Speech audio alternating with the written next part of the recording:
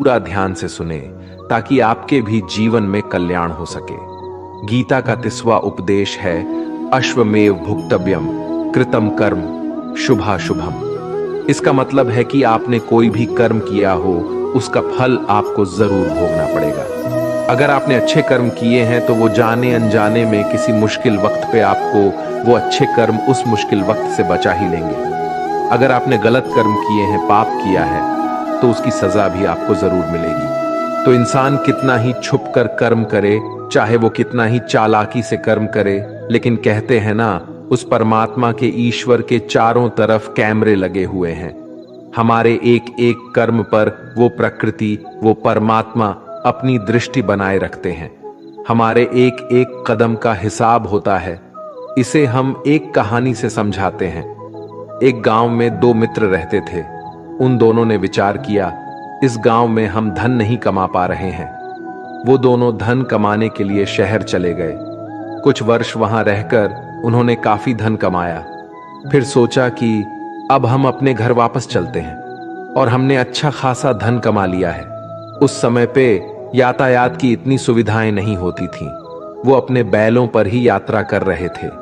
चलते चलते मार्ग में रात हो गए तो उन्होंने विचार किया कि आज रात हम यहीं विश्राम करते हैं। एक मित्र ने कहा कि मैं यहां पर रहकर धन की रक्षा करता हूं, तुम बाजार जाकर भोजन की व्यवस्था कर लो। जब वो मित्र बाजार गया तो उसके मन में पाप आ गया।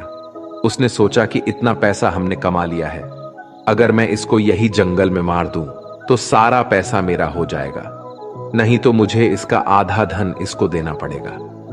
मन में ये खोट आने पर उसने अपने मित्र के खाने में जहर मिला दिया, और जब वो खाना लेकर के अपने मित्र के पास गया, उसका मित्र वो जहर वाला खाना खाकर वहीं पर उसकी मृत्यु हो गई। वो व्यक्ति सारा धन लेकर के अपने घर वापस आ गया।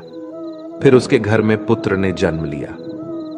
जब उसका बेटा पैदा हुआ तो वो बहुत ही बीमार रहता था।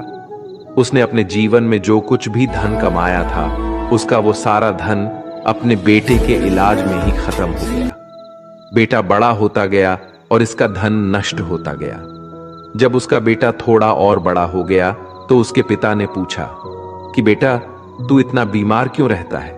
तू ठीक क्यों नहीं होता? मैंने अपनी जिंदगी का सब कुछ तुझ पर लगा दिया है, फिर भी तेरी तबीयत ठीक नहीं रहती। तो उसके बेटे ने बोला, कौन सा बेटा और कौन सा पिता?